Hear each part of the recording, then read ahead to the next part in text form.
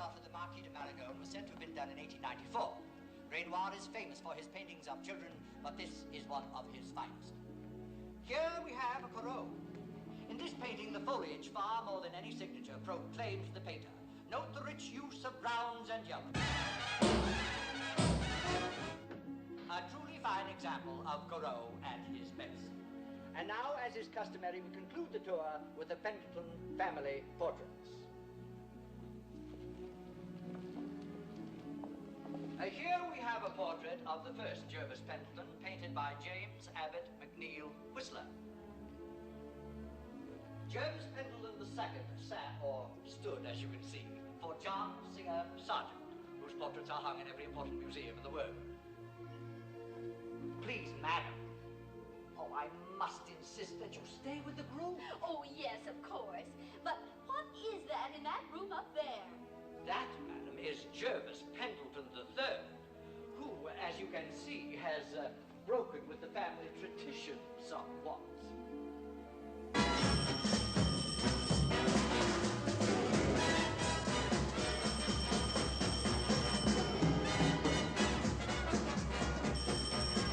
Greg speaking. Baldwin Brothers, 99. Dexter Chemicals, 35. Just a moment.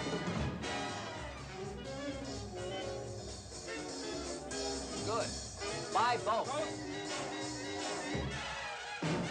Mr. Pendleton accepts both offers. Greg speaking. 80th boy, 3/8 of a mile, 34 and 2/5 seconds. Just a moment. Your horse. Your horse!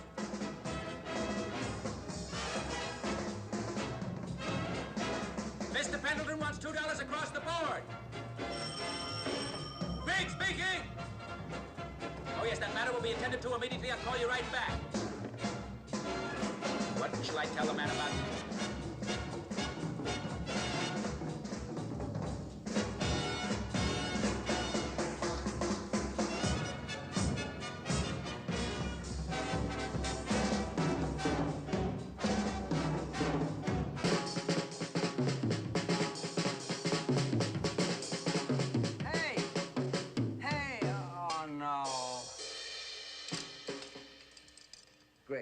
Griggs, you can't do that to me. You can't. The State Department has been...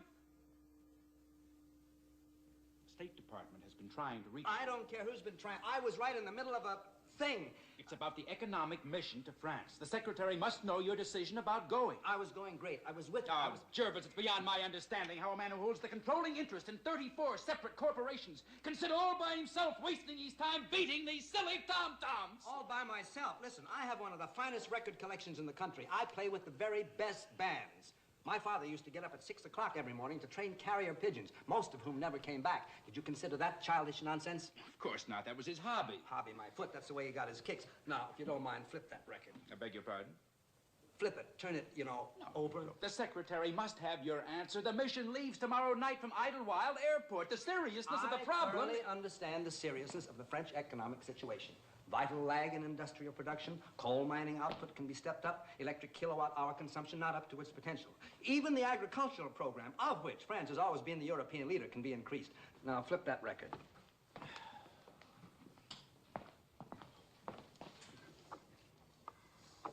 Anything else? Yes. Just sit there and listen.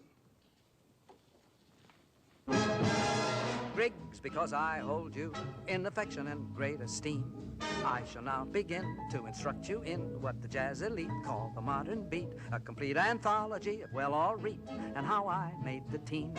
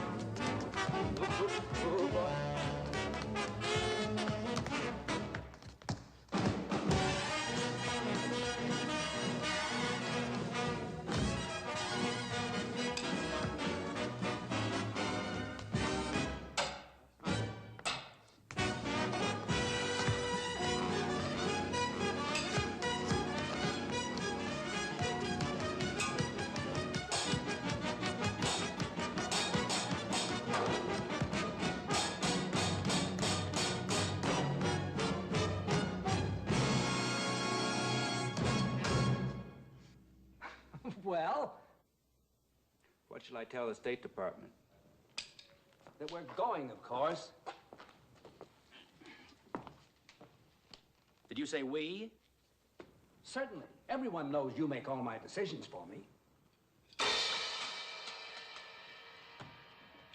Everybody but me?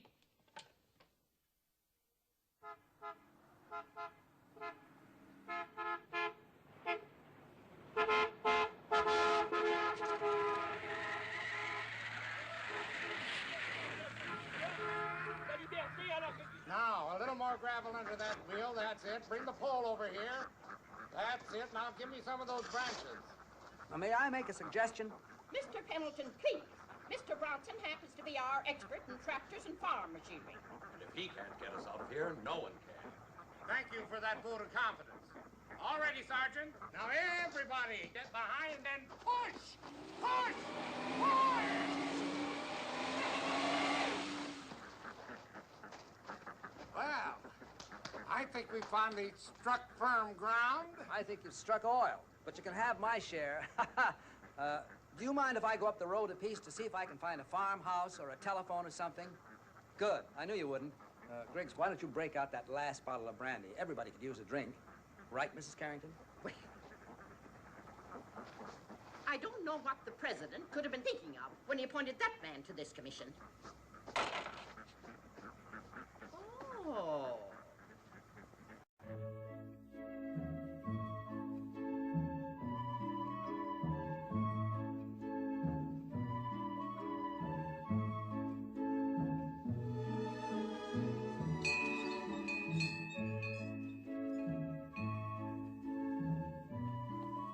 Bonjour.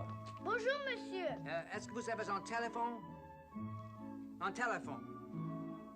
Allô, allô. Allô, monsieur. Est-ce qu'il y a quelqu'un ici, le maître ou la maîtresse? Oui, la maîtresse. Entrez, monsieur. Merci.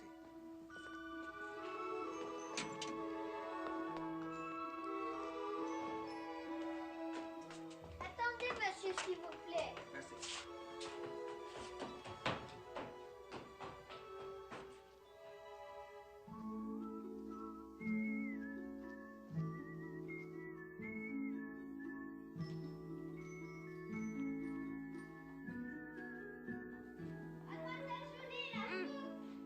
Heureusement, j'ai tellement faim, moi. Et la table, elle est mise? Bon, je vais sonner. Allez, tout le monde, à table, déjeuner.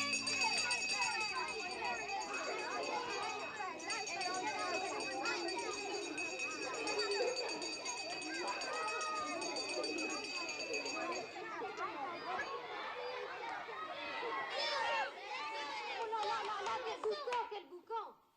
Aujourd'hui, on parle seulement anglais. Today we speak only English. But as a reward, you may have whatever you want for lunch. Marie. Ice cream soda. One ice cream soda. One. Paul. A hamburger. Burger, Paul, burger. A hamburger with chocolate sauce. Paul. Please, Julie. One hamburger with chocolate sauce and 3 onions. Claudine, qu'est-ce que tu veux? Bubblegum. Bubblegum. Bubblegum. Bubblegum.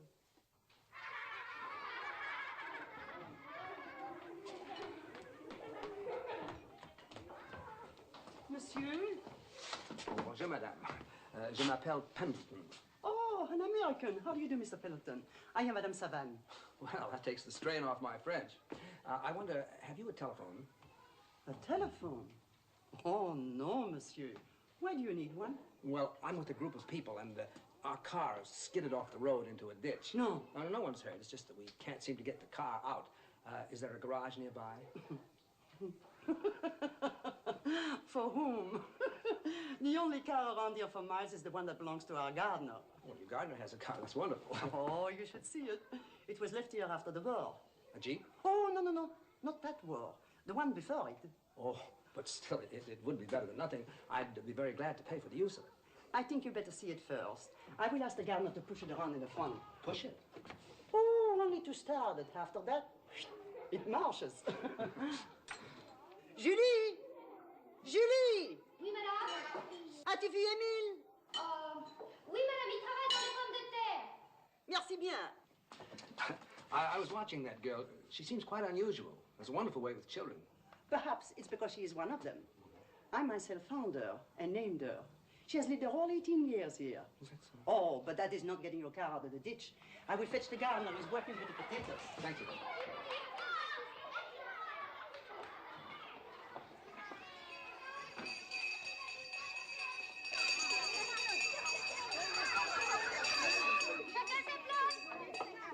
Tu es sage, hein? Tu tournes la manivelle.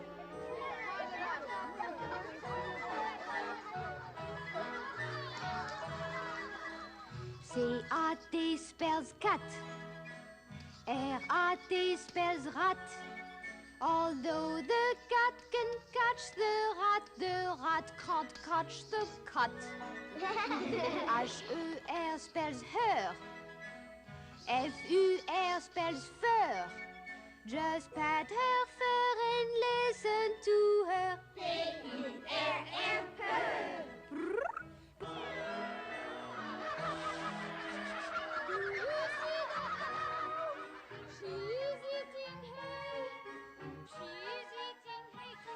I have spoken to the gardener. Oh, yes. Every once in a while, one meets a person who has a dinner to take life and make something wonderful of it. Seems a shame. Oh, I don't mean that this isn't a wonderful place, a good life. Oh, monsieur, don't apologize. I do my job very well, and I know Julie will even do it better. Julie what? Julie André. But for a young woman to spend her life here, But she's so attractive. Surely there must be some young man who... Oh, yes. There is the widow farmer who needs a wife.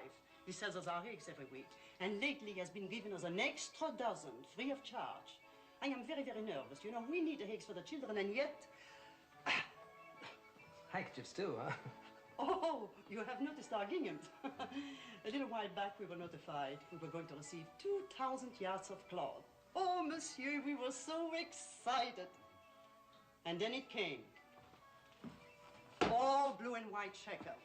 Oh, sometimes I wish charity would not be so mechanical, so cold. So all blue and white. Precisely. Oh, the car is waiting, monsieur. After all, that's what I came for, isn't it? Yes, but this car is not very obedient. You better think twice before you even get into it.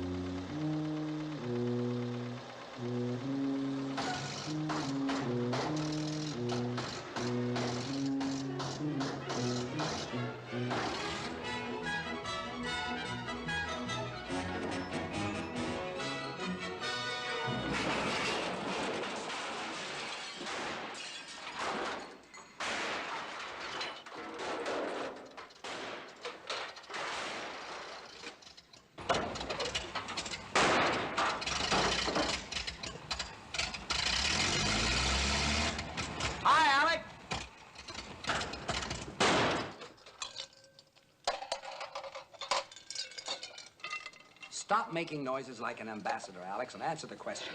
How do I go about adopting a French orphan? Now, look, Jerv. You stumbled into some orphanage. You're tired. You've been cooped up with the same people for a couple of weeks now. All of a sudden, you see the bright, shining faces of these unwanted children, and you catch on fire. Next thing I know, you arrive here in a beat-up old jalopy. You bang into my Cadillac. That's the only way I could stop. I told you that before. The car had no brakes. Now, let's get to it. What red tape do we have to cut? Jervis, even you cannot go leaping about from country to country adopting orphans. I'm not leaping about. It's only one country and one orphan. Will you please stop stalling and get started? All right, Jervis, we can try. Try? Don't give me that. Anytime the American ambassador can't... Okay. Now, what's the name of the orphanage? Jeanne d'Arc, right outside Soissons. And the child's name? Julie André, A-N-D-R-E. Do you know how old she is? Yes, 18.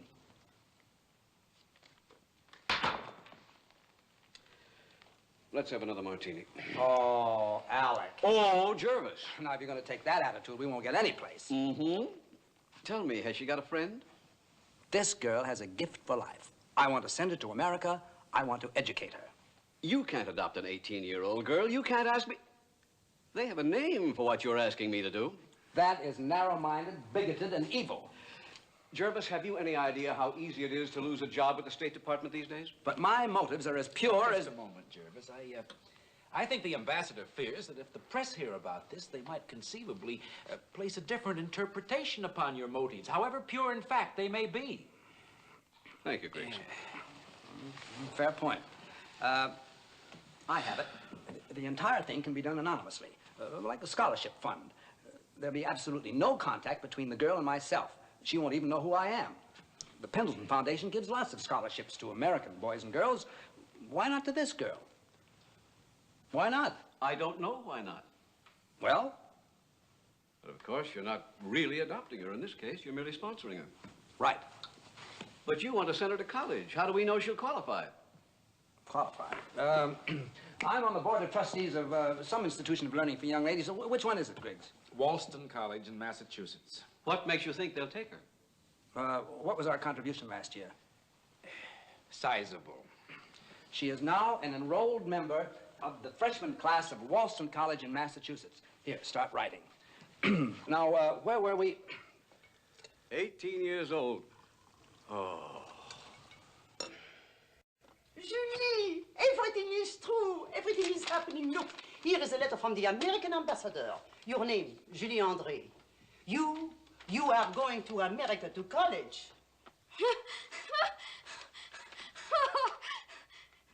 How do I go? By aeroplane. Everything has been arranged. Traveling expenses, college, clothes to wear.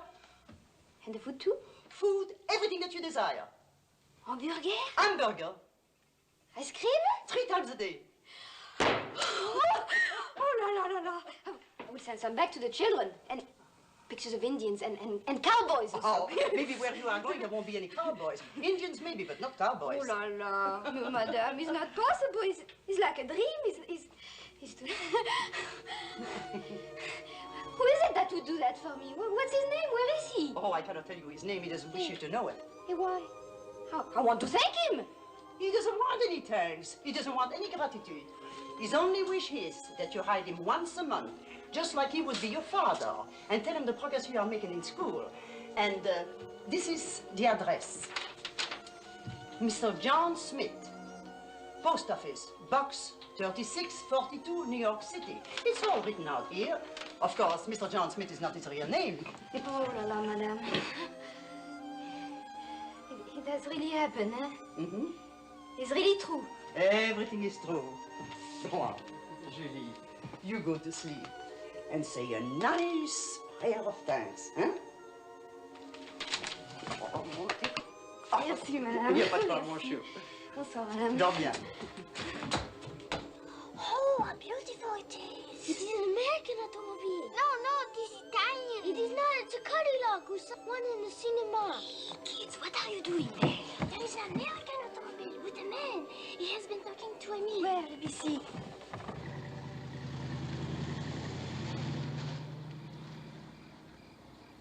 Oh, zut.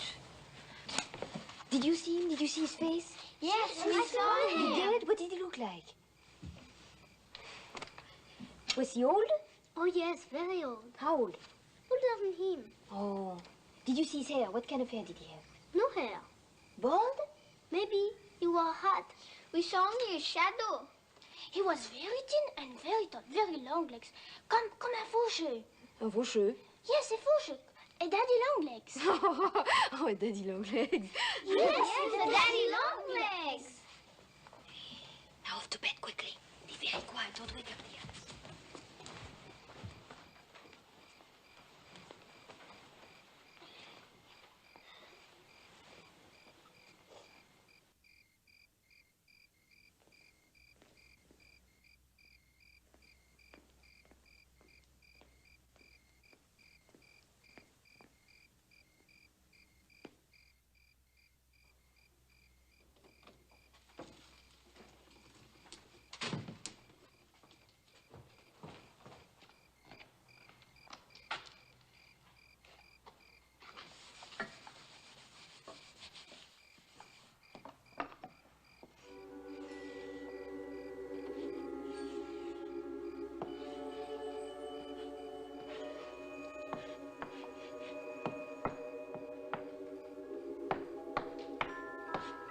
Daddy long legs.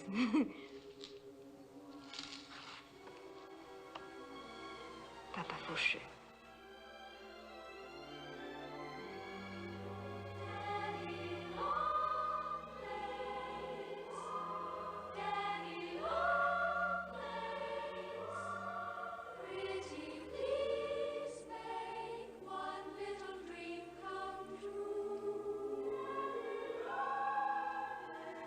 Cinderella's godmamma could make a coach and four. I'm sure a real life godmamma could do a whole lot more. Make me pretty, make me witty, make me just as nice as a girl can be. Don't know how I'll find a way, but I'll pay you back someday. Daddy Longlegs,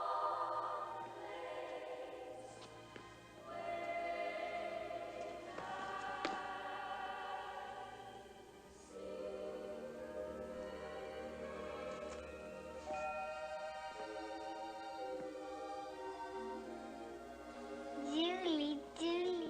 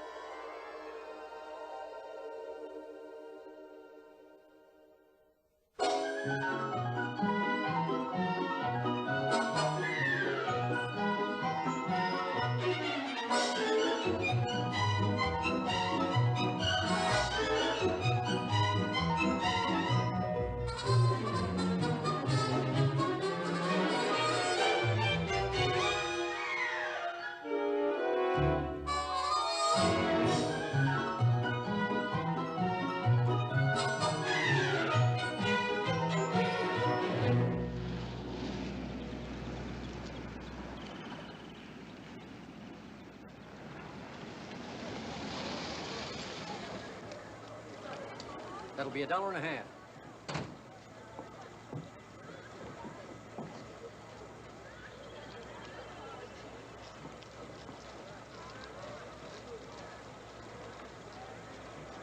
Keep the change, please.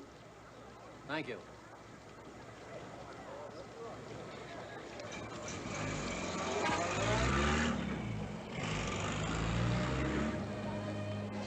Hi.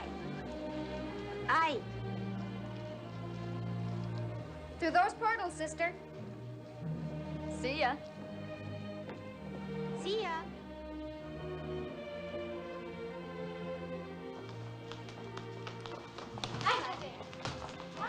Hi. Bosch? Pardon? Freshman. Are you a freshman? Oui, yes, I'm a freshman. Well, you must be our French girl, Julie Andre. Oh, you know about me, eh? Yes, I have a list of everybody and where they come from. I'm Pat Withers, senior. Welcome to Walson College. Thank you. You're in room 205 with Linda Pendleton and Sally McBride. Right up the stairs and down the hall to your left. Thank you, Miss Signor. Egghead! Egghead! Egghead! Egghead! Get him, Martha! Okay. Welcome, Egghead.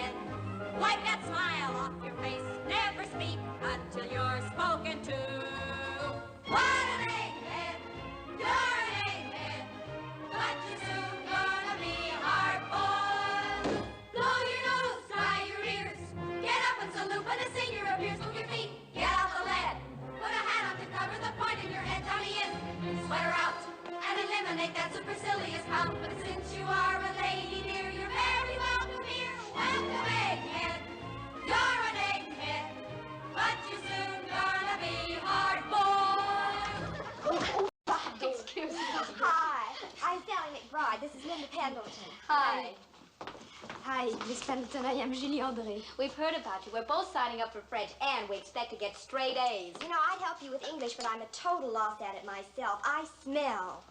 Oh, you do? At English. Oh.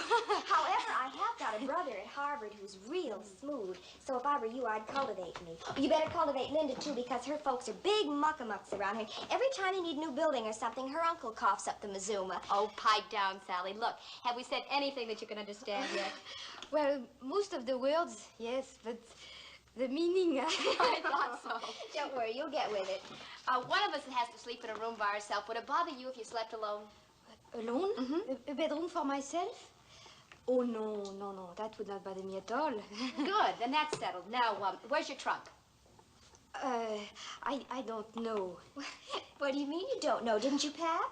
Oh, yes, but all I packed was this. Well, she's smart. She believes in traveling life. Well, surely those aren't all the clothes you have for the whole year, are they? I don't know.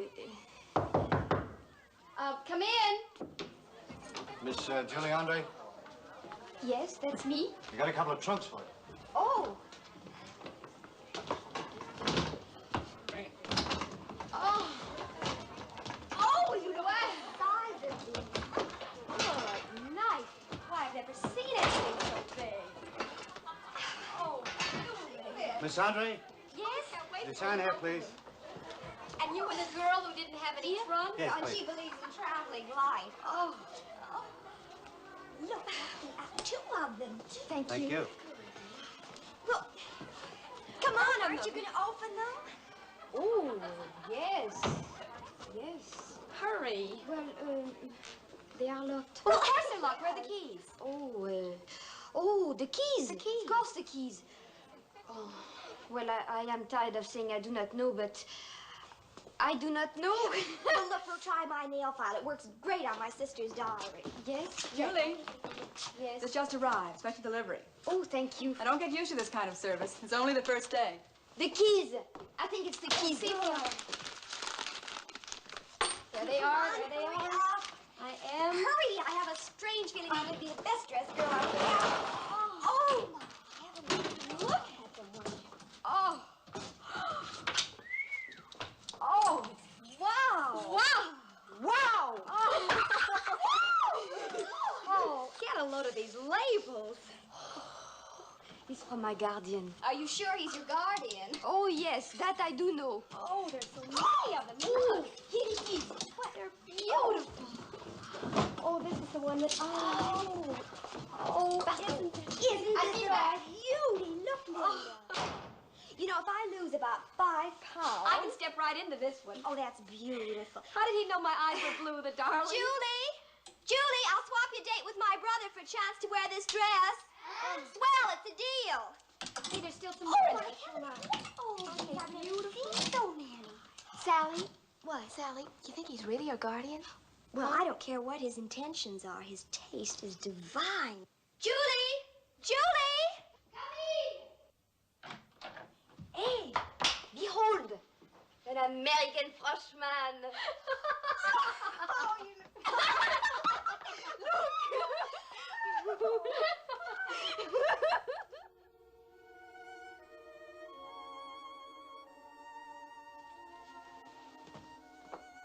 Dear Daddy Longlegs, or perhaps I should say, dear kind person who sends orphans to college.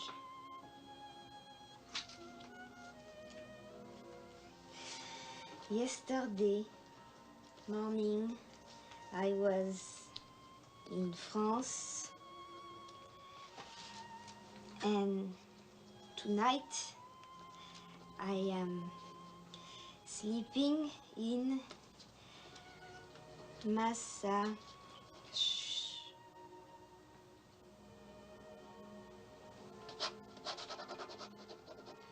Wollstone.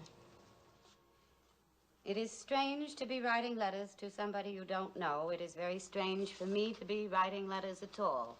Never before had I anyone to write to. But now I belong to somebody. And it is a very comfortable sensation. I will try to make you proud of me. Yours very respectfully, Julie. Is, Mr. Pendleton to see this? No, Miss Pritchard. Just start a new file. Andre, Julie Andre. Yes, Mr. Griggs.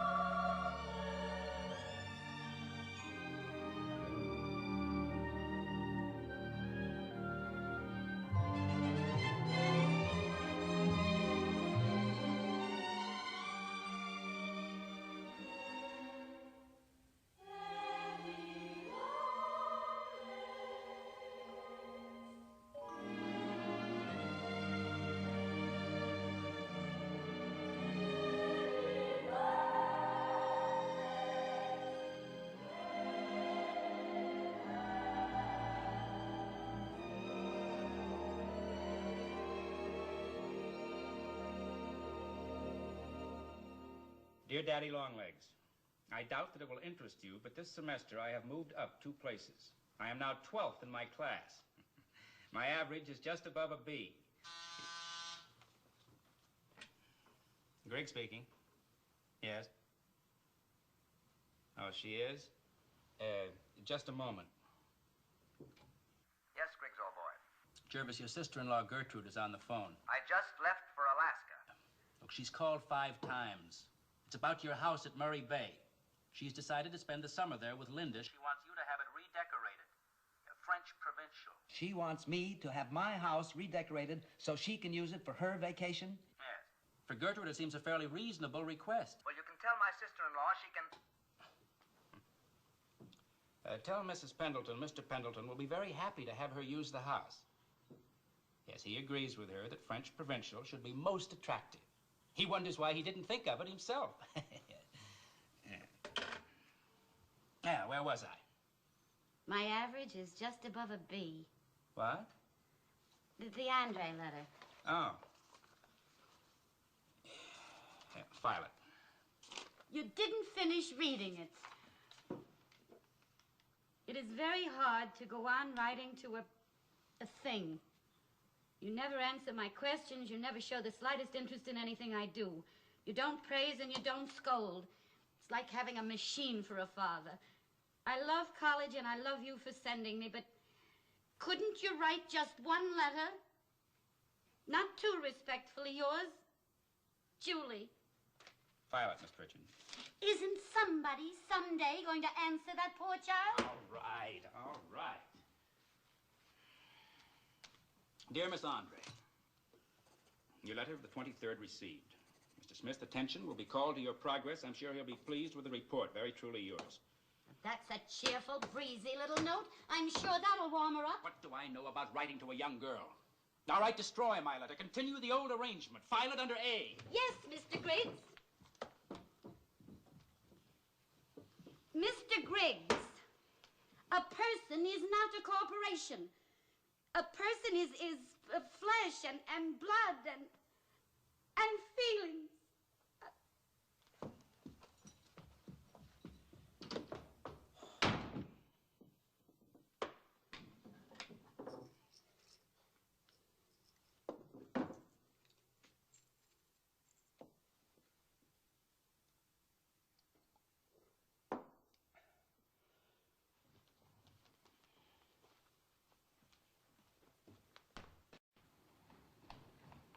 On slide 3, I don't like the word coach.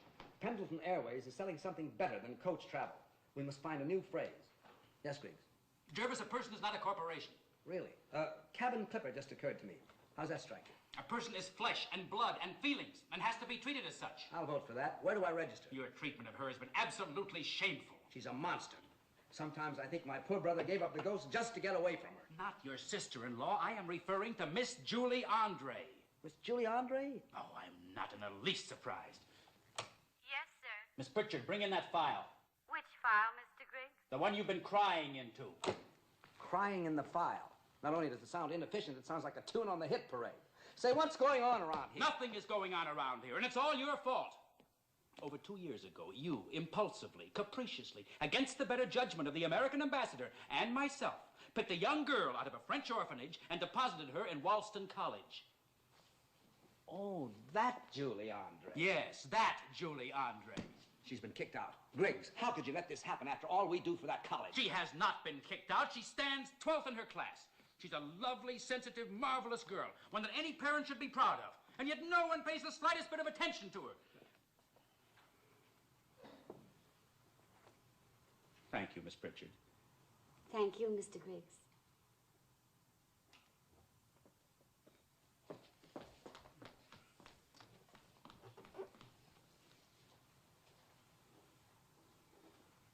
For a moment, I was afraid there was a baby in it. What kind of a performance was that? For more than 2 years, that poor girl has been pouring her heart out to you in those letters. And you haven't answered one of them. You haven't even bothered to read one. Oh, wait a minute. That was the arrangement. It had to be done anonymously, remember? Alec insisted upon that. At least you could have asked about her, shown some compassion, some humanity. Oh, I see. I see. You're in love with her. No, Jervis, it's much worse than that. She's in love with you. What? Although you don't know it, you've been a thoughtful and considerate guardian. She spent the last 2 summers on your farm in Nova Scotia, although she thinks Linda's responsible for that. Linda? Your niece. Gertrude's daughter. The one you haven't seen since she was born. Oh, yes. Horrible-looking baby. Well, she's no longer a horrible-looking baby, and she's Julie's roommate. Who put them together? You did. It was the only way you could arrange for Miss Andre's summer vacations without causing talk. And last Christmas, you sent her a nice present. I did? What? 3 pairs of silk pajamas. Griggs. All right, Miss Pritchard selected them. All in all, Miss Andre has a lot to thank you for, and she's very devoted to you. She calls you her Dear Daddy Longlegs. Dear Daddy what legs? Well, it has something to do with your shadow crawling on the wall, or a spider. Jervis, I think you'd better read these letters. I think I better read them, too.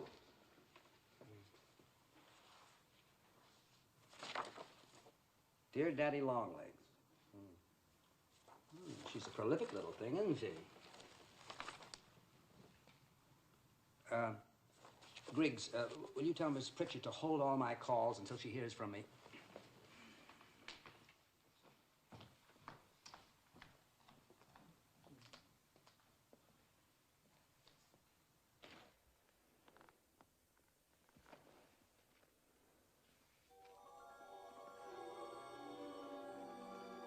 Dear Daddy Longlegs, you never answered my questions, and they were very important.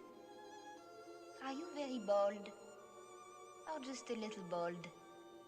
Are you very old? Or just a little old? Oh well, on second thought, please don't answer. Not that you will. It is just as much fun not knowing anything about you. It leaves me free to imagine whatever I want. You could be anything. Sometimes I think that you are a Texas millionaire. That's what you are. And you are so rich that there is a special department in the United States Treasury which works only on your income tax report.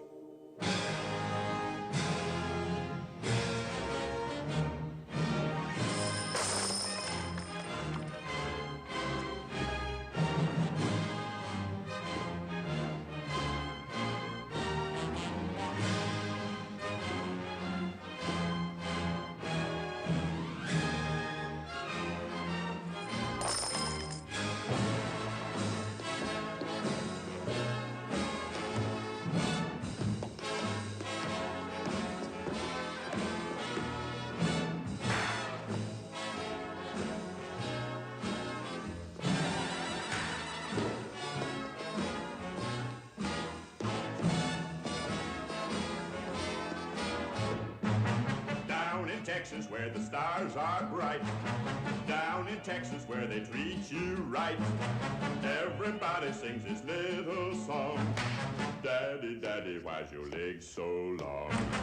Love your finger 'cause it's so corn-fed. Love that hair up on your pumpkin head. Though you're rich, you ain't no Vanderbilt.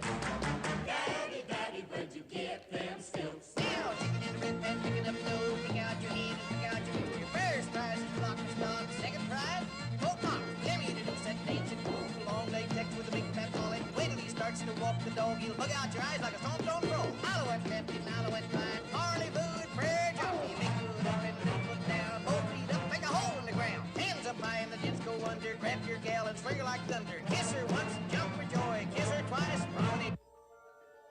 Well, maybe not. You are probably an international playboy.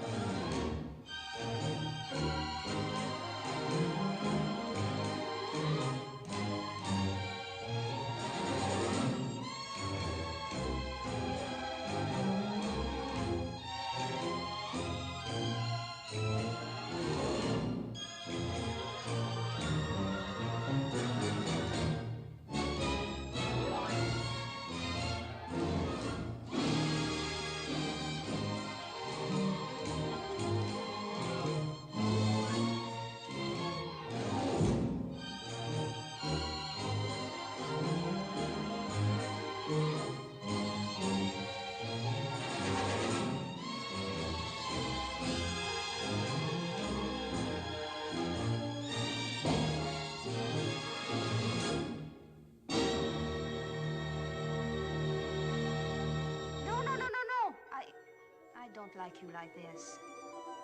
I prefer to think of you as my guardian angel.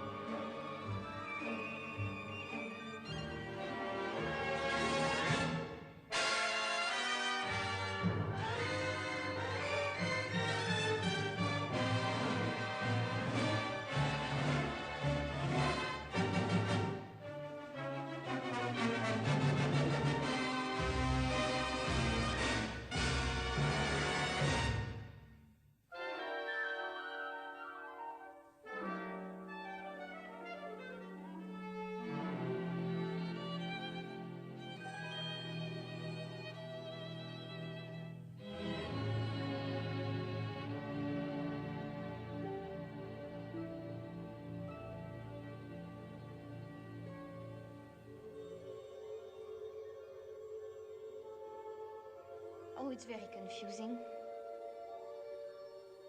I wish I knew who you really are. I wish one day you would write and tell me. Your lonesome, Julie.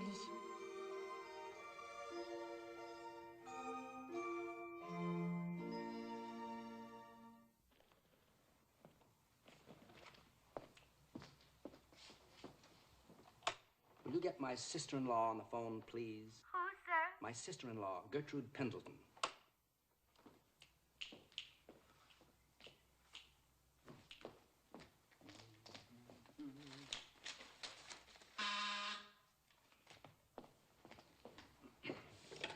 Hello? Hello, Gertrude. Tell me, how is Linda? Who is this? Jervis? I don't believe it. You've been drinking. No, not a drop. I merely called up to find out about my niece. Tell me, how is she enjoying college? Jervis, this is very peculiar. Linda is 20 years old, and you haven't seen her for more than 19 and a half. Oh, you're so right. You're so right, Gertrude. I've been the worst of all possible uncles. I'm sorry. Say, how about you and me driving up to see her? But this is insane. All I wanted you to do was write Julie a letter. Will you keep quiet? No, not you, Gertrude. There's a mechanical device here that produces strange noises. Spring dance? Saturday? Oh, that sounds charming. Fine. We'll drive up together. Wonderful, wonderful. See you then. Goodbye. But you can't do this. You can't go to the school and reveal yourself to that girl. It's violating your promise to Alec. Griggs, how you do carry on. I have no intention of revealing myself. I'm simply going up there to visit my niece. And while I'm there, I'll get a look at my orphan. But... Mrs. Gertrude Pendleton on the phone. Put her on. Yes, Gertie.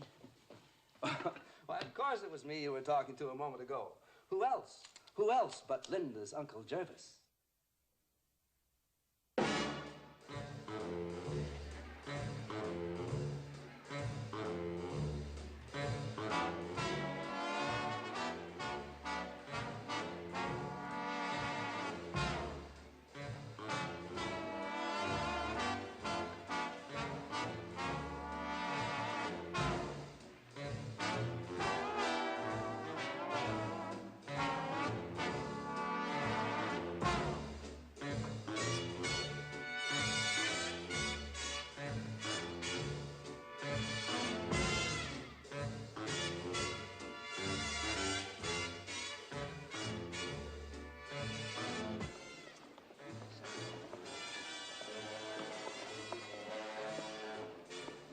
Jervis, please remember that you're with me and don't leer. I wasn't leering. I was just looking around.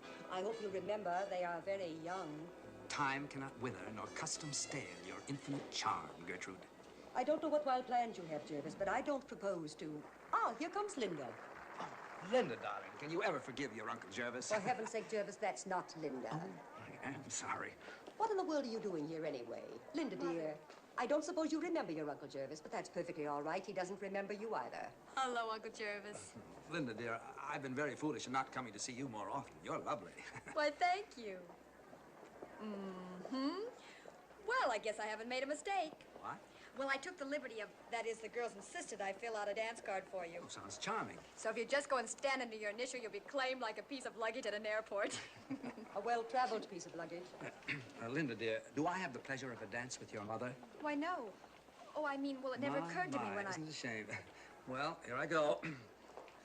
Come off it, McBride. What kind of sorry this is? I gave up one dance to somebody's uncle, and that's as far as I'll go. Oh, I beg your pardon, Professor. It's quite all right, fella. Quite all right, only I don't happen to be a professor. Mr. McBride? Yes, Miss Andre. I believe this is our dance. Thank you, ma'am. Pardon us, Professor. I told you I was not a Oh, you must be Uncle Jervis. Oh. Well, I'm Sally McBride, Linda's roommate. Oh, I thought Linda's roommate Oh, was you mean the vision of loveliness that just danced off with my brother? Well, that's Julie Andre. She's the third cellmate. Oh, I see. Well, shall we have a go at it? Why, Of course, if this is too bluesy for you, we could sit this one out. well, I'll do my best. All right. I can do the box step. Oh. One, two. Well, you're quite good. Thank you. I'm glad those lessons weren't a complete waste. Oh. Last week, they put me on Spanish rhythms.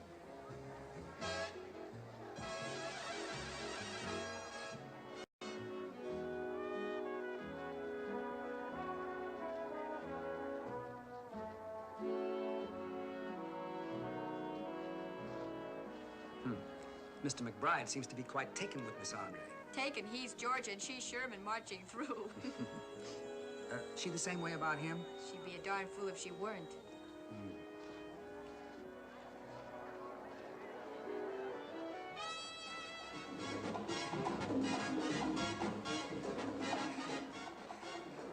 Am I leading? Well, up to now, I think it's a tie. That's a fault of mine. It comes of going to a girls' school.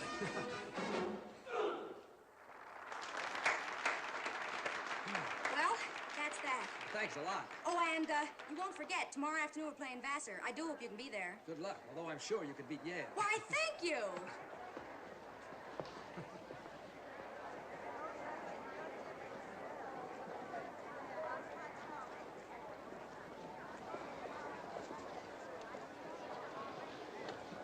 Mr. Pendleton, I am Julie Andre.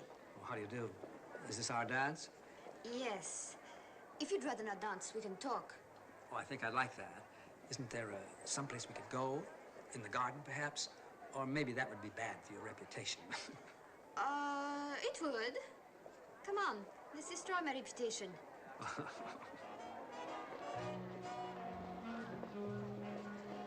Spring is in the air, isn't it? Yes, isn't it?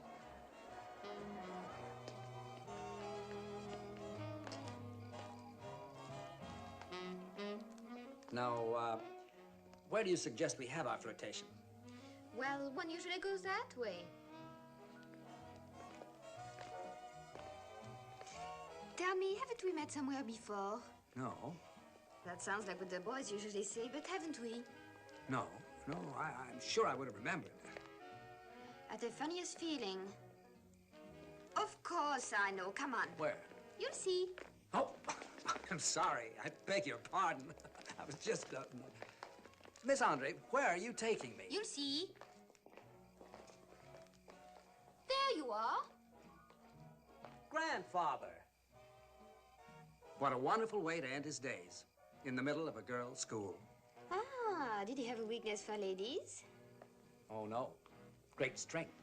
Ah, did you inherit that tendency? That is a very direct question. Ah, suppose it is. But you know, I never talked to an uncle before. How do I talk to an uncle? Very respectfully. And you don't ask questions, you answer them. Now sit down and do just that. Yes, sir. Not quite that respectful. Yes, Uncle Jervis. That's better. I take it that you haven't any uncles of your own. No uncles, no aunts, no cousins, no brothers, no sisters, no nothing. Isn't there anyone who... Oh, it's a very sad story. My father and mother were the Duke and Duchesse de Montchartre, and they both died before I was born. Both? Yes. It was during a typhoon.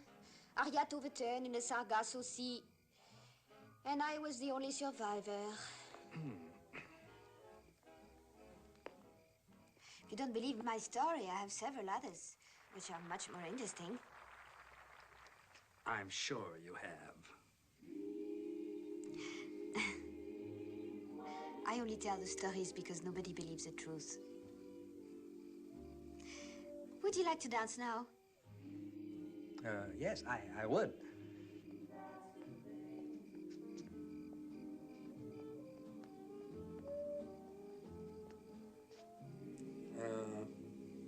Would you tell me what the truth is? Yes, I have a guardian. I see. Now, what sort of man is he? Oh, he's tall and very skinny. He always walks with a cane. And he's bald up here. But he has a lovely fringe of white hair all around. All around? Uh-huh. Sounds perfectly stunning. Oh, don't you make fun of him. I love him very much. When I get out of college, I'm going to live with him. Huh? You are? Yes. But it's a surprise. He doesn't know it yet. I have it all planned. I'm going to read aloud to him and plump his pillows and warm up his slippers. And always make sure he wears his galoshes when he goes out. From the way you describe him, I don't think he'll be going out very often. Oh, well, he's not a boy anymore. That is probably true. Does he ever come to see you? No. Well, why not? Well, he doesn't care anything about me, really. Oh, now I'm sure he does. Oh, I just pretend. One must have somebody to love, you know. So I make believe that he really cares. Maybe he does care more than you think. Oh, he does, huh? I write to him all the time whenever I get lonely. He doesn't even read my letters. How do you know? He throws them in the wastebasket. He does no such thing. I mean, I don't think he does. Then why doesn't he ever answer? Dropsy. Probably can't hold a pencil. Ha, ha, ha, ha. Oh, la, la. Hey, you. Oh, it's only you, Professor. I was gonna punch somebody in the nose. Hey, Julie, we missed a dance. Oh, sorry, Jimmy. This is Mr. Pendleton. He's not a professor. Oh. Mr. Pendleton, Jimmy McBride. How do you do? How do you do, sir? Natural mistake, of course. Of course. Come on, Julie, they're gonna do Slewfoot. Oh, good. Excuse us, Uncle Jervis. Thank you for keeping Little Red Riding Hood away from the wolves.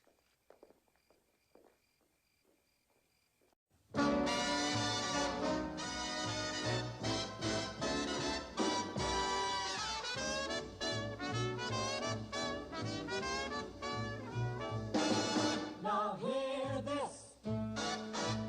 Now hear this. Everybody, everybody, everybody, get ready for Slewfoot. Go!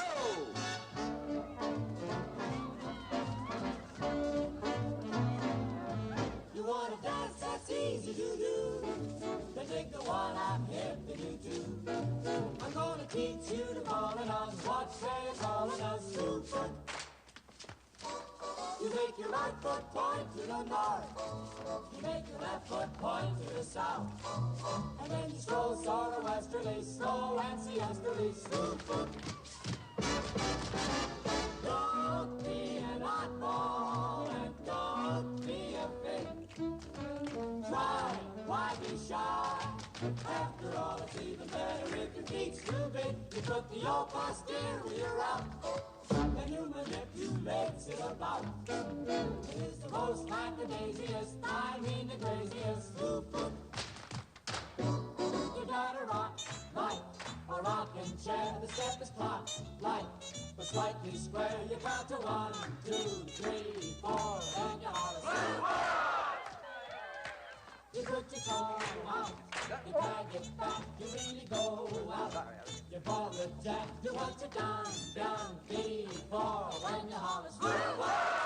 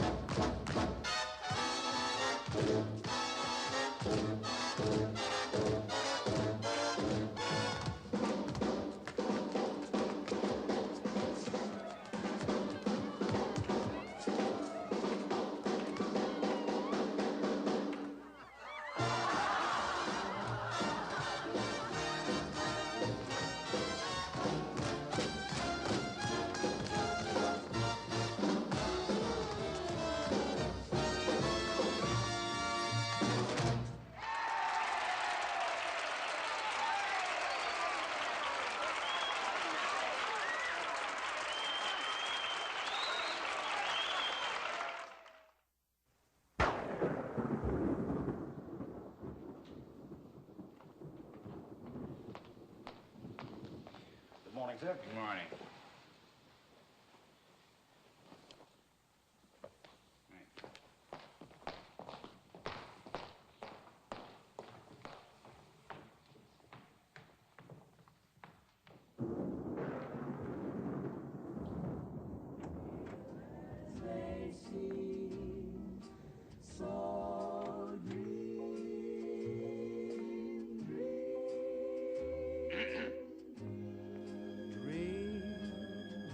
When you're feeling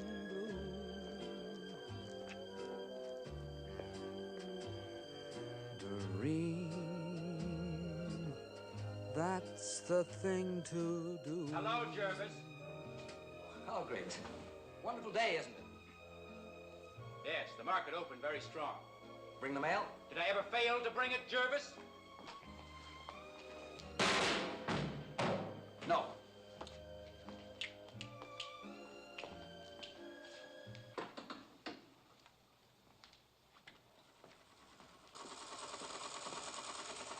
My dear fellow, what are you in such a foul mood about? The first days of spring always affect me this way. Oh, Griggs, will you please have this record sent to Miss Andre? And who is sending the record? I am, of course. Yeah, I'm aware of that, Jervis, but in which incarnation are you sending it? Jekyll or Hyde? Uncle Jervis or Daddy Longlegs? Jervis Pendleton, and you can leave off the uncle if you don't mind. Yeah, what you're looking for is in the personal file. Thank you, Griggs.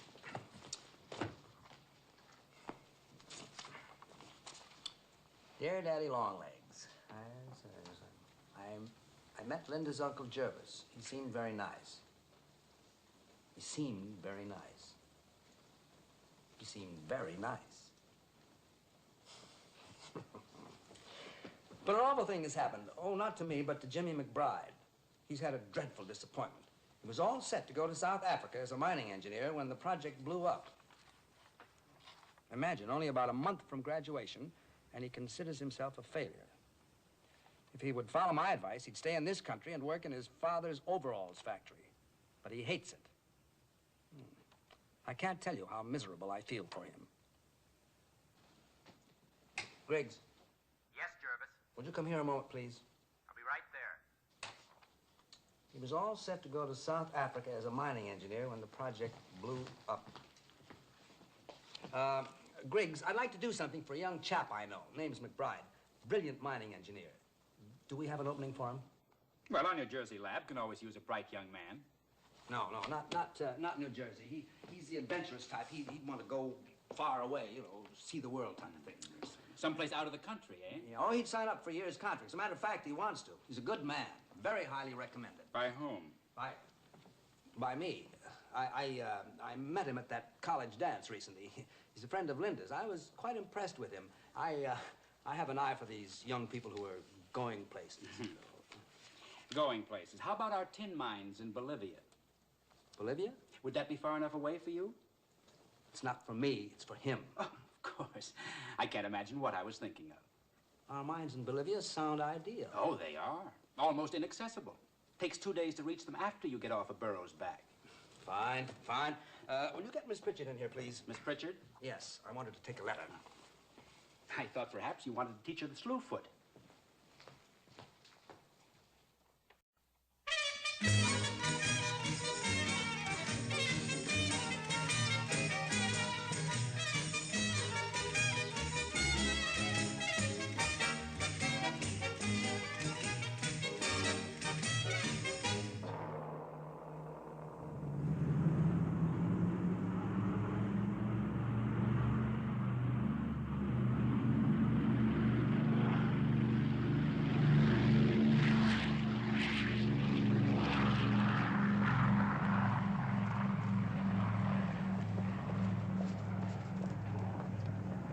Hi, Jervis. Oh, hello, Larry. How are you? Fine. Good. Meeting someone? Yeah, my niece Linda and her roommate. They're coming down from college. Oh, yes. I wish I knew she was on the plane. Yeah. Oh, Jervis, how hello, are Julie. you? So good to see you. How's the flight? Oh, just wonderful. Well, wonderful. Jervis, I'll just... Pardon me, Mr. Hamilton, Miss Andre. How do you do? Where's Linda? She couldn't come. She couldn't come. No. Well, as I was saying, Jervis, I'll just be buzzing along.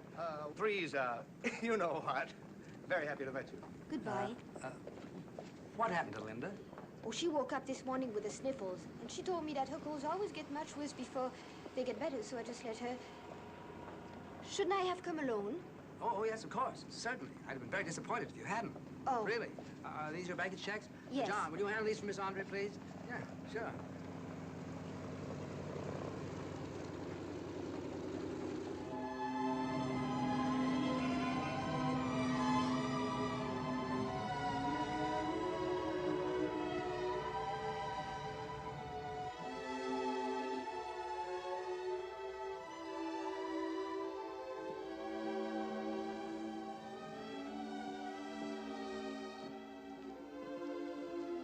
This way, please, Mr. Pendleton.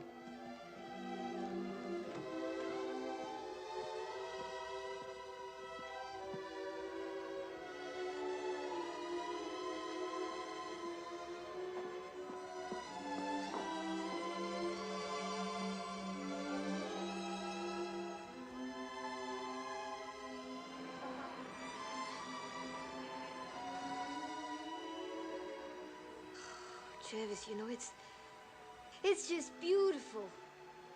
Count 4 towers over and 9 towers to the right. In the basement of the 10th tower, there's a lovely little restaurant. I thought we might have dinner. Why don't we have it right here so we can see the lights of the city? Don't they teach you anything at that college? You know what they'll be thinking. Oh, it's ridiculous. What time would you like to dine? Oh, anytime. We'll be back at 7. Mm-hmm. Black tie? But of course.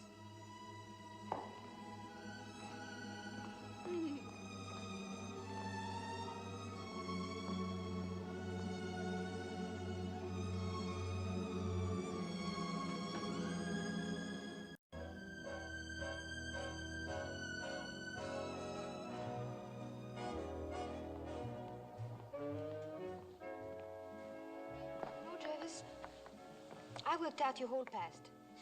That doesn't surprise me in the least. There was someone years ago.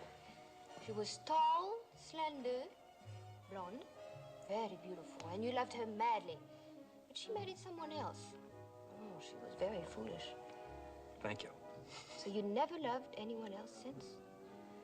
Is that the way it was? No. There never was a tall, slender blonde. But there was a short little redhead. And then there was a very large brunette. And then there was someone I met in Switzerland. And then there was... Oh, la la. And you loved them all? Madly. And why didn't you ever marry? I didn't love them that madly. I don't think you ever will. Marry? That all depends. You know, there's an old theory. I mean... When an irresistible force, such as you, meets an old, immovable object like me, you can bet as sure as you live, something's gotta give, something's gotta give, something's gotta give. When an irrepressible smile, such as yours, warms an old, implacable heart, such as mine, don't say no, because I insist. Somewhere, somehow, someone's gonna be kissed. So on guard, who knows what the fates have in store from their vast, mysterious sky. I'll try hard, ignoring those lips I adore, but how long can anyone try? Fight, fight, fight, fight, fight it with all of our might.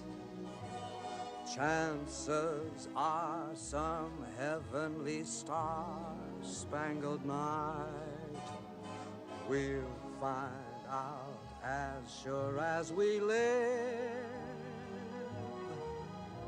Something's gotta give, something's gotta give, something's gotta give.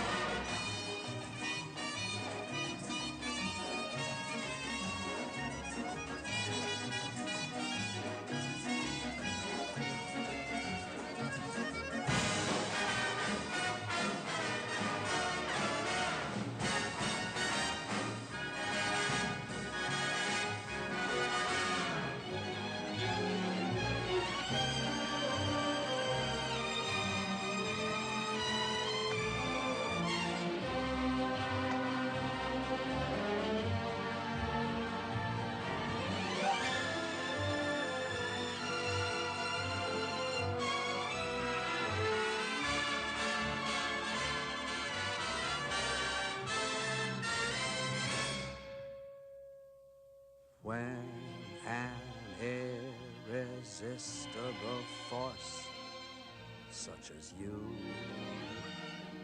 meets an old, immovable object like you.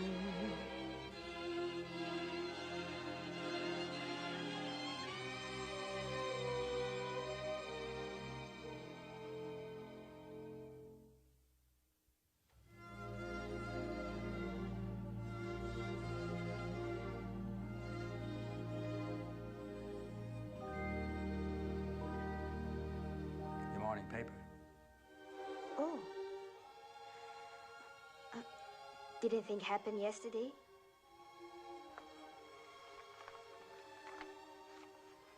A man got robbed. What a shame. A girl got married. Ah, that's nice. When did she marry? A man. Oh. They've been in love for a long time. Oh. Anything else happen? Yes. but it's not in the paper. Oh. Good night, Julie. Good night, Jervis.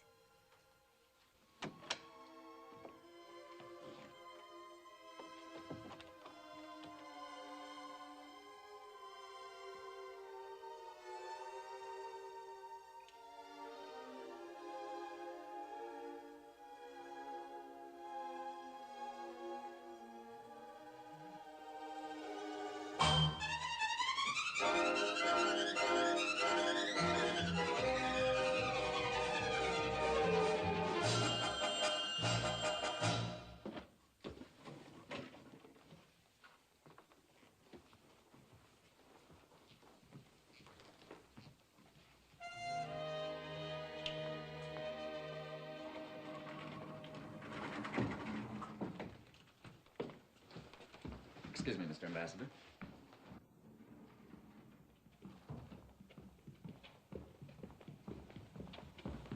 Right this way, Mr. Ambassador. Thank you.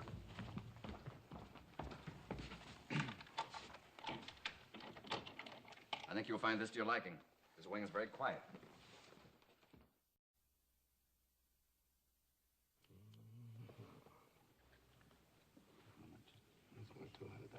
Did you say something, Griggs? I was merely inquiring about the price, Jervis. Have you something simpler, much larger, but simpler? Yes, Mr. Pendleton, I think we have the very thing. Well, I think that's kind of cute, don't you? Very cute. Oh, very cute. Well, that's it. I'm glad you all agree. Now, if you'll excuse me, I have a breakfast appointment. Goodbye. You understand, of course, this is subject to the lady's approval. Naturally. But I think you should know, Mr. Griggs, it's been our experience that a diamond of that quality never comes back. Never.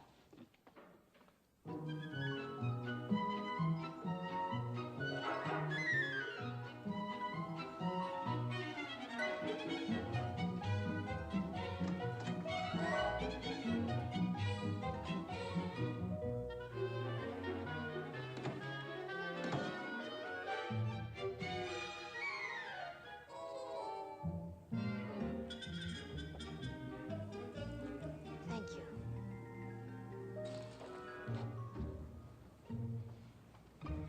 Coffee now, Jervis? Yes, please.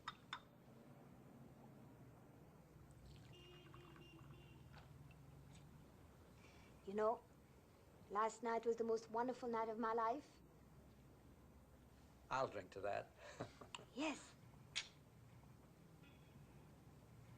And let's drink to today. Look how beautiful it is. I'm glad you like it. I ordered it especially for you. I suppose if you're a Pendleton, you can make anything happen. Can't you, Jervis? Not quite. Some things are in the lap of the gods.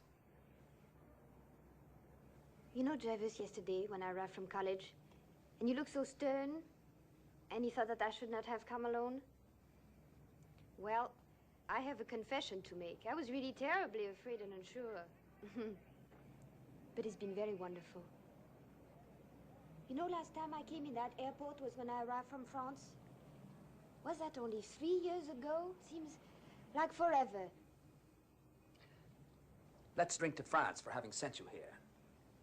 To America for letting me come.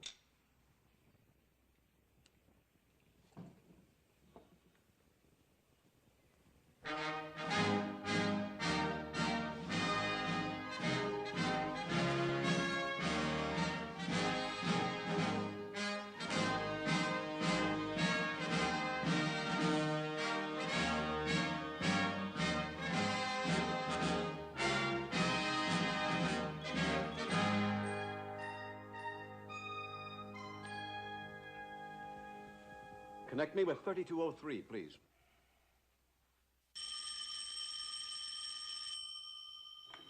Hello? I'd like to speak with Mr. Pendleton, please. Oh, just a minute. Jervis, it's for you.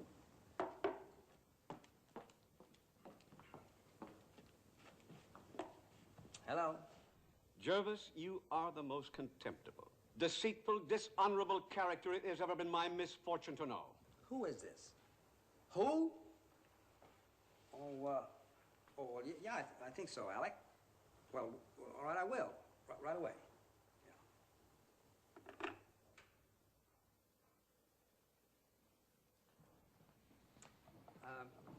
Julie, I'll be right back. Just a few minutes. Where are you going? Some friend of mine wants to see me. You finish breakfast. It won't be long.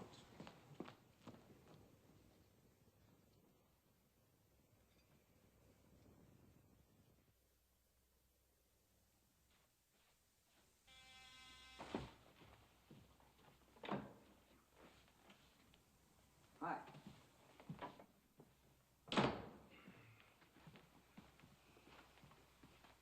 Well, I'm waiting. Say something.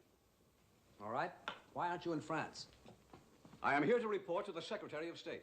Then why aren't you in Washington? I'll be there tonight. Now that I've answered your question, suppose you answer mine. What are you doing in that next suite? Why, you evil-minded... Jervis, the last time you accused me of being evil-minded was when you wanted to bring that young French girl to this country to educate her. Alec. Now, never mind what the newspapers would make of all this. How you enlisted the services of the United States government in your enterprise. Never mind the part I played. Let's leave all that out. Think of the girl. She is here on a student's visa. Her behavior is subject to constant scrutiny. She can be expelled, her passport picked up, and Now, wait a minute. Alec, it is nothing like that. Jervis, I was on the terrace. Now, I'm no eavesdropper, but I'd have to be deaf not to overhear the conversation that you and the young lady were having at the breakfast table. Like what? Jervis, last night was the most wonderful night of my life. Even the most generous interpretation of that is horrifying. And serving her cocktails at this hour. Cocktails? Are you nuts? I distinctly heard the glasses clink. It was orange juice. Nobody clinks orange juice glasses. I haven't been out of the country that long. Oh, Alec, you've got it all wrong. I'm in love with the girl. Is she in love with you? I don't know. I was just about to ask her when the darn phone rang, and it was you. Well, I'm glad I was in time. What could the poor girl have said but yes? She could have said no. Don't be ridiculous. You've obviously swept her off her feet. You're older than she is. That's always very attractive. You're rich, and that's even more attractive. You've changed her life completely, for which she must be very grateful. She doesn't know anything about that. She doesn't know that I'm her daddy. Daddy what? Daddy Sugar? Oh, shut up. She only knows me as Jervis Pendleton, the uncle of her roommate. The uncle of her roommate. Doesn't that at least give you pause? Not particularly. I'm not the only man she's met in America. She's also interested in a Harvard graduate. Can he afford to bring her to New York and entertain her in this style? Well, of course not. He's probably out looking for a job. He is not. He's working in Bolivia, in a tin mine. Now, if you'll excuse me. It wouldn't by any chance happen to be the Pendleton tin mine, would it? Well, he needed a job. Well, what's the matter with helping young people? It's an interesting hobby. You seem to have embraced it vigorously. Well, he applied for a job in Africa. The project blew up, and I just happened to have an opening in Bolivia. King David. What are you talking about? David sent Uriah into battle because he coveted Bathsheba. Oh, no. Oh, no. Oh, I've had just about enough. Now, look here, Alec. There's nothing underhanded or deceitful about this. It's true, I sent that young man, well, he was going out of the country anyway. He needed a job, and I sent him. Sure, the girl is much younger than I am. I'm not denying that. Sure, I'm rich. There's no question about that. Certainly, I did everything possible to sweep her off her feet. But doesn't every man who's in love...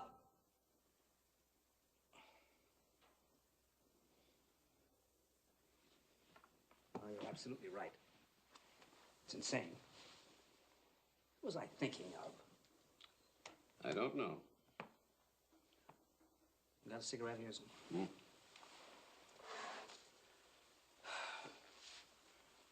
She must be very attractive, Jervis. Very.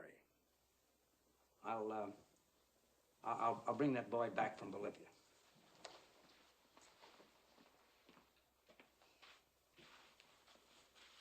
Alec, have you any idea how many hotels there are in New York? Not the slightest. There are hundreds, thousands. But, Jervis, I always stop here.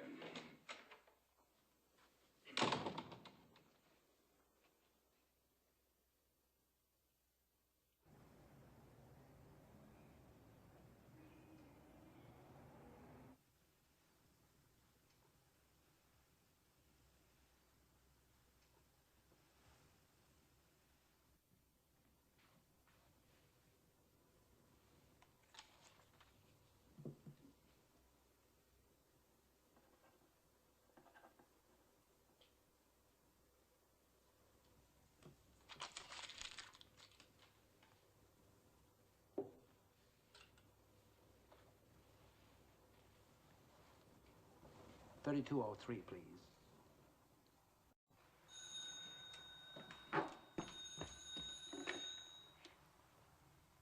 Jervis, where are you? What are you doing? I'm downstairs in the lobby.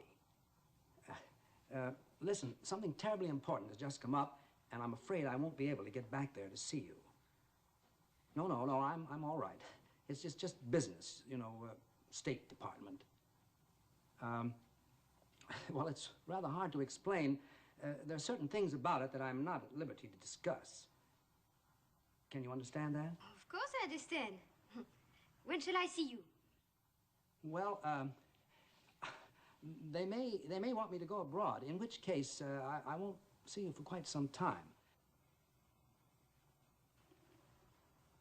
Oh. Oh. Oh, I see. I see.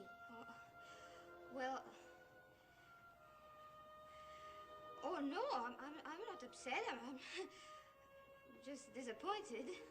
Julie, I want you to see New York, and I'll send the car and the chauffeur or anything you want. Thank you very much.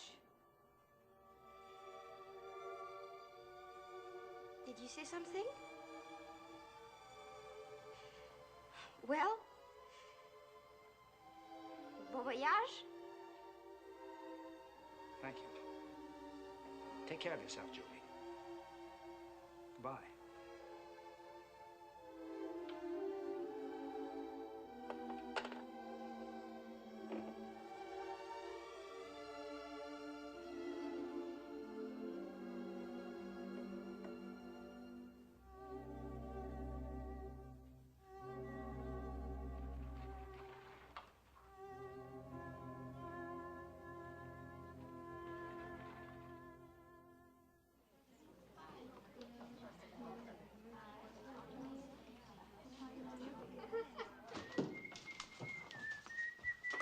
Hey, Linda. Catch. Hey, you sure this is mine? How am I ever going to fit this in? Oh, how do you suppose we ever accumulated so much junk in only 4 years? Hey, Linda, is this yours? No. I don't know who it could belong to. Anyone belong to this? Hi. Hi, Julie. Last call. Anyone belong to Sally, this? Sally, it's mine. Oh, I never saw you wear it. Yeah, I know, but it's mine. Oh. Hey, Julie, aren't you going to pack? Oh, we have plenty of time. There's a whole week till graduation. Well, don't you want your things to get there before you do? Yeah, I guess so.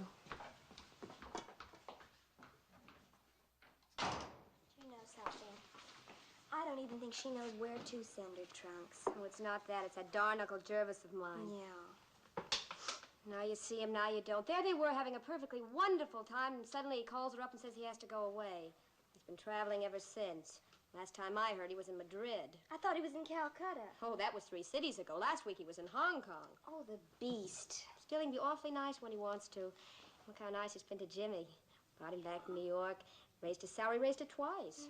And you can hardly say Jimmy's been a success. You know, that new experiment of his nearly blew up the whole lab last week. I know. My Uncle Jervis is very strange. Very.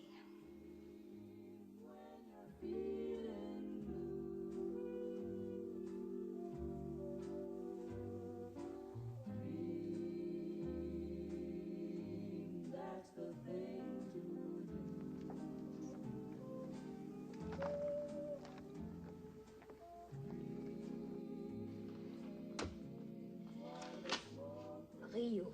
Jervis Pendleton in Rio. Personality of the week in India.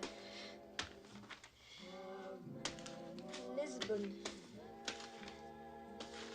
Spain.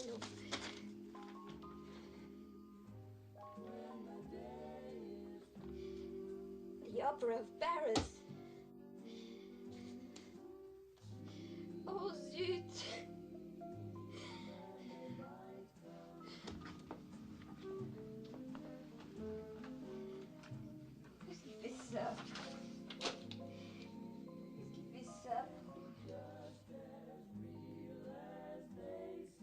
Dear Daddy Longlegs,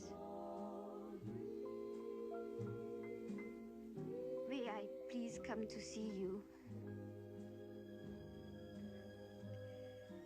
I am desperately in need of advice.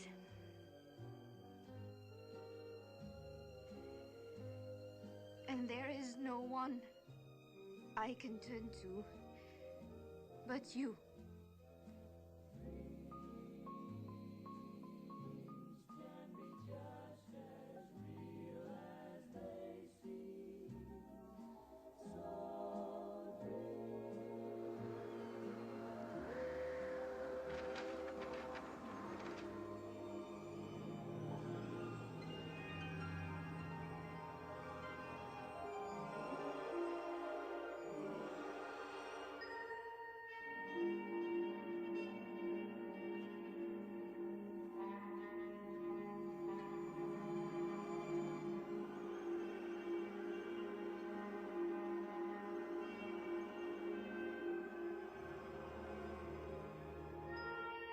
Someone's gotta give, someone's gotta give, someone's gotta give, someone's gotta give, someone's gotta give.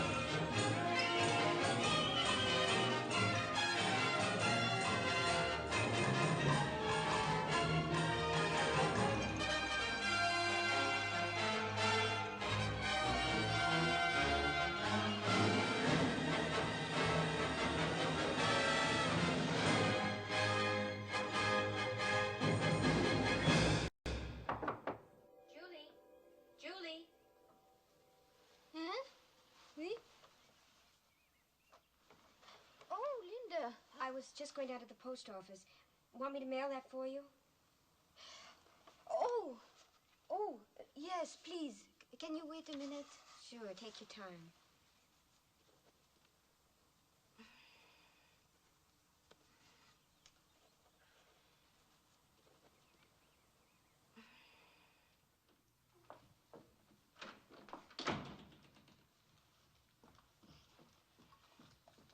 Mr. Griggs, Yes? you are critically ill. I am? The doctors have no hope for you. They haven't. We must cable Mr. Pendleton to come home immediately. There's been another letter from that girl. Yes, Mr. Griggs, and what are we going to do about her? You can't just hand somebody the world and then take it away from them. Well, I'm in the process of drafting a letter to her now. I've been told that she's to be married shortly. Oh, let you know. Well, in the event that she doesn't, a trust fund is being established. And from that, she'll be given a sensible income each month. She'll have security for the rest of her life. Security? I have security, and believe me, it's nothing. You have security in a duller life nobody ever led. Well, I'm glad to know what you think about security, Miss Pritchard, because you may be about to lose yours. I can't, Mr. Griggs, because I qualified for my pension last month. Maybe that's why I don't care, but if you won't cooperate with me, I'll send the cable myself. Well, if you qualified for your pension, how about a drink? Bourbon on the rocks.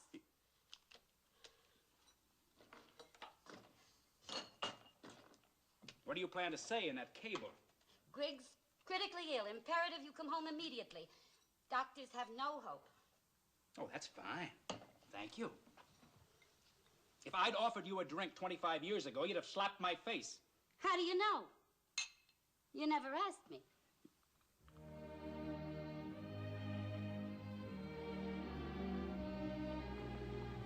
Helen Adams.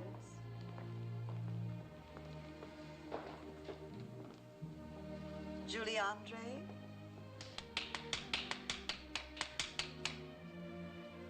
Sue Anthony. Mary Armstrong. Patricia Benton.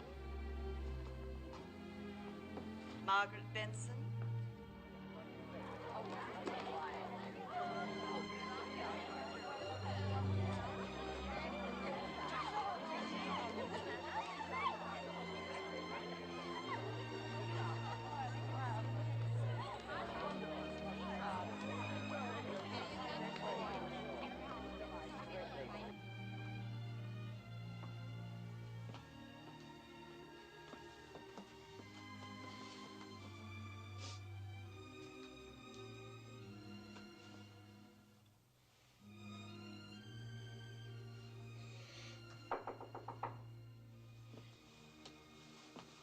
Come in. Congratulations, my dear. Congratulations. Oh, thank you. I had a lovely cry, too. This is the first graduation I've been to since my own. Well, I don't want to appear impolite, but should I know you? There's no reason why you should. I'm Alicia Pritchard, and I've come to take you to see John Smith. Oh, John Smith? Daddy Longlegs. Oh. He wants to see me. Well, let's say he's going to see you. Oh. Who is he? I think he should tell you that himself. Now, you hurry and change, because we're going to New York. Oh, we go to New York today? Today. Today? She's bringing her here today? Very shortly. That cablegram was right. Brother, you are sick.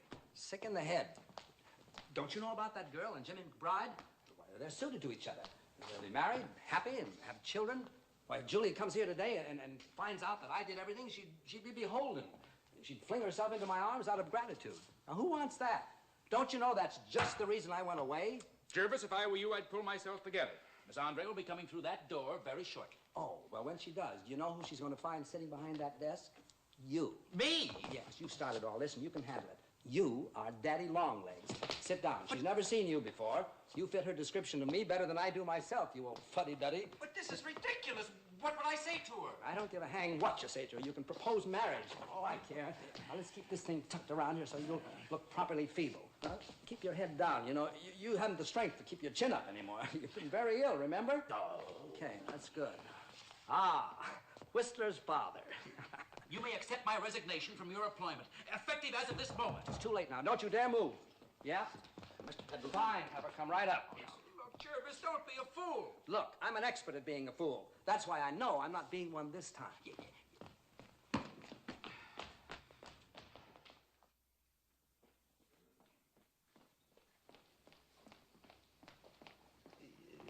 Come in, my dear. Sit down, my dear. The time has come to tell you, I am John Smith. Well, I am not Pocahontas. I'm Linda Pendleton, and I want to see my Uncle Jervis. Linda, Linda. Hello, my dear. Hello, Uncle Jervis. Now, how did you know I was back? I have a very nice spy who works for you. That doesn't surprise me a bit. I am surrounded by spies. Uncle Jervis, I have a dreadful problem. I must talk to you. Go right ahead. Oh, I have no secrets from Griggs. Well, I have. Thank you. Thank you very much, Miss Pendleton. I am so glad to be out of something. Well, don't go far. Sit down, honey. Tell me, what's on your mind? Uncle Jervis, I'm in love and I want to get married. Well, there's no problem there. Sounds very nice and natural. Mother's very much against it. She doesn't approve of him. Well, if your mother doesn't approve, you've probably made an excellent choice. Why don't you just elope, or is that too old-fashioned? No, but I would like a big wedding. Silly of me, I suppose, but I'm only planning to be married once. That is old-fashioned. Don't joke, Uncle Jervis. I thought perhaps if you talked to Mother, told her how well he's doing at the lab, what a wonderful future you see ahead for him, well, she might forget that his father manufactures overalls. I think she's afraid his whole family will attend a ceremony in overalls. Linda, you couldn't by any chance be speaking of one Jimmy McBride. The one and only. Jimmy McBride and you? Oh, how perfectly wonderful. It's sensational. But tell me, when and how? I got him on the rebound, Uncle Jervis, but I got him, and that's all that I care about. Well, congratulations, my dear. Your mother will give you the biggest wedding this town has ever known. You think so? I know so. You know why? Because I'm going to pay for it. Oh, thank you. I hope you'll be very happy. Now make a list of the presents you want. A long, long list. Don't stint. You're only doing this once, you know. Uncle Jervis, I love you. I love you. Now, if you'll excuse me, I'm expecting... of course, I understand. Listen, honey, how is Julie? Julie Andre? She's having the most dreadful time. She's terribly unhappy. Is she? I thought you'd be glad to hear that. Goodbye, Uncle Jervis. Goodbye. Thank you. Thank you.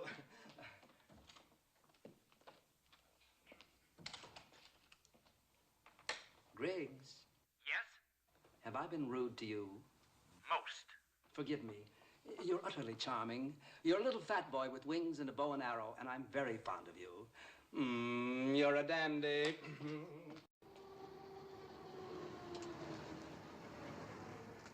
Here we are. This is where he lives.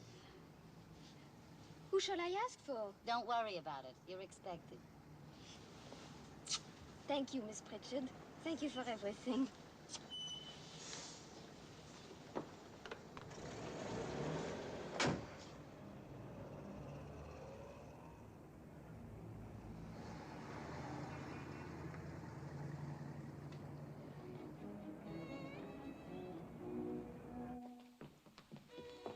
Miss Andre? Yes. May I take your coat? Wait just a moment, please. As we continue to view this truly remarkable collection of art, one feels more and more a sense of debt toward its donor. Now we come to some of the Impressionists, a group of painters who have always been a subject of great controversy. Their break with the past was viewed with great horror by the academic school, who had for so long reigned supreme in French art. This is a Renoir. Actually, it is a painting of the daughter of the Marquis de Malinaud and was said to have been done in 1894. Will you please stay with the group, miss? Me?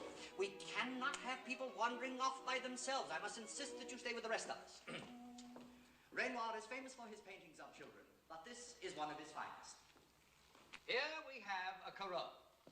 In this painting, the foliage far more than any signature proclaims the painter. Note the rich use of browns and yellows. A truly fine example of Corot at his best. For him, the countryside was a constant source of inspiration. The homely rustic scene is brought to life here with great sensitivity. One feels that Corot understands his subject. Hello. Every detail he conveys his What affection. are you doing here? Shh, quiet, please, quiet. He reveals his serenity. Do you know my guardian? Oh, yes. Yes, very well. You never told me before. He asked me not to. But I knew you were coming here today, and I had to see him first because there was something very important I wanted to ask him. And now, ladies and gentlemen, as is customary, we conclude the tour with the Pendleton family portraits. Here we have a portrait of the first Jervis Pendleton, painted by James Abbott McNeill Whistler. Jervis Pendleton II sat, or stood, as you can see, for John Singer Sargent, whose portraits are hung in every important museum in the world. Just as real as they seem. This is Jervis Pendleton III, who, as you can see, has broken with the family tradition somewhat. Well, good afternoon, ladies and gentlemen. That concludes our tour. Thank you very much.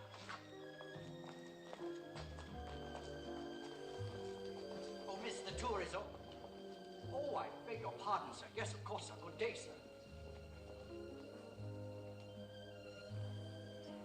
Tell me, when you saw John Smith, what did you ask him?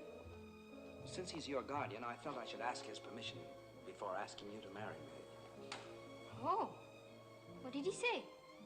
He said I'd have to wait my turn, but he wants to ask you himself first. Why don't you?